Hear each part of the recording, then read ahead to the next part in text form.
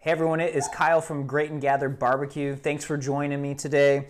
We are going to do some chicken today. We're going to do some half chickens, and then we're going to do a full chicken. So, I mean, if you think about it, this is really just two of these. So we're going to do a full fryer chicken, sometimes they're called, but it's a whole chicken and then just one that's been literally cut in half. The goal for us today is to get some pulled chicken out of this. So what we're going to do is we're going to take it up to the breast area, about 165, and then the darker area, the thigh area, that 175, maybe even to the 180-ish range. Let it rest, and then we're going to try to pull it all, and then we're going to just try something different today. That's what this barbecue channel is about, and that's what barbecue is about, just trying different things. So I've never cooked a chicken, a half chicken like this. Normally I'm either a breast or a thigh, or a whole chicken. So this will be a little different. I'm going to be monitoring both of these, so that way if this one cooks a little faster, being that it's closer to the grate, I can pull these off and let this continue to go.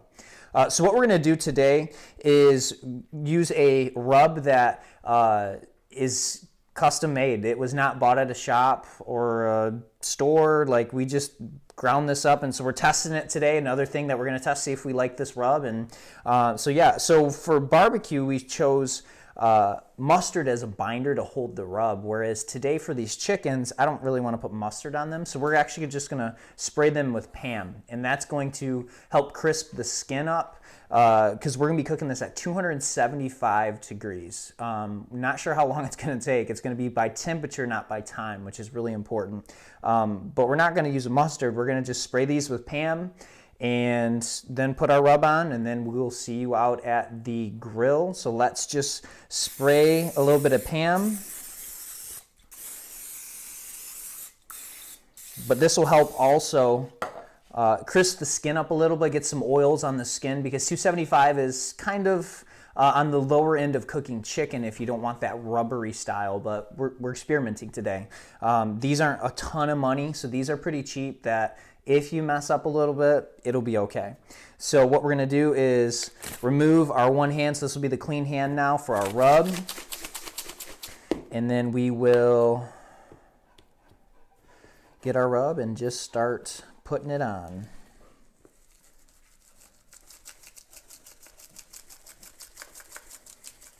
Do a light layer, and then I'll probably open it up a little bit more so we can get some more on it. I've heard this called riot mode, where now is the big one. You just got to be a little bit more careful with it, but this way all of our rub will actually come out. So it gets it a nice little color. There's just some brown sugar, some cayenne pepper, just a little bit of this and a little bit of that in this rub. So we'll see how it turns out. But we're just trying to get as even of a layering as possible.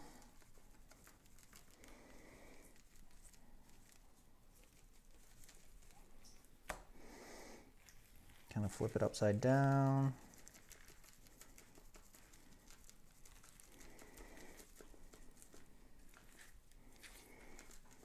And there's no right or wrong way how to do this. Goal is just getting it on the skin. Okay, so I'll flip these upside down. Then that's where your meat's at.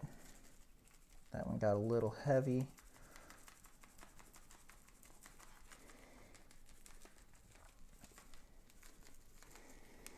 All right, so I'll see you out at the grill. All right, guys, we're out at the Pits and Spits. It is preheated at 275 degrees, running a gourmet blend from Bear Mountain for right now. It's about to run out probably in the next cook, but a mixture of hardwoods at that point. It's got some sweetness in it, because that's normally what you're going to stick to when you do like a chicken, is more of a sweet rub it or smoke at that point. So I'm just going to put them on. I'll show you where I'm going to stick the probes. It's temperature management, really important. If you've been watching my videos, I'm not going to preach too hard about it, but it's so important to know where your meat is, because like for these, if we take those breasts beyond 80 something degrees, it might not be good. So we're going to put them on.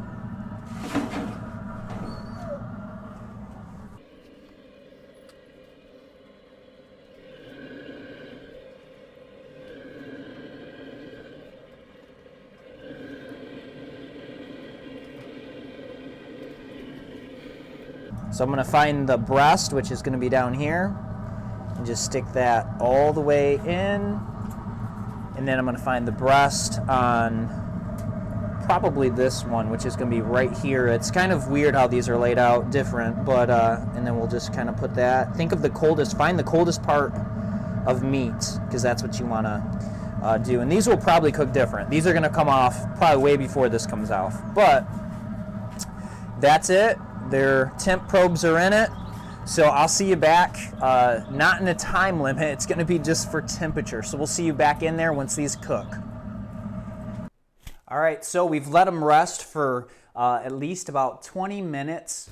Real important part, lets the juices kind of all flow back. Just to recap, so we had the smoker at 275 degrees this whole cook. I don't know how long it took, about an hour and a half, I'm thinking. But really it was to temp. The breast hit around 165-ish, and the legs were 175-ish. I give or take 5 degrees. And so we pulled them off. The skin feels good. Everything is looking good. And so what we're going to do is we're actually going to try to start pulling it. And there's bones and stuff in there, so you just got to be pretty careful when you start pulling it. But literally, you just kind of find the chunks of meat, and we're just going to start to pull it. Not quite shred at this point, but just pulled smoked chicken. A little time consuming, but it's going to be worth it. So we'll show you guys the end product here in a little bit. All right, guys, so I got it all pulled, and as you can see, it turned out real good. Turned out real good. The dogs are even excited. They can smell it. So thanks for tuning in, and this is something that you can do right at your house. See you later.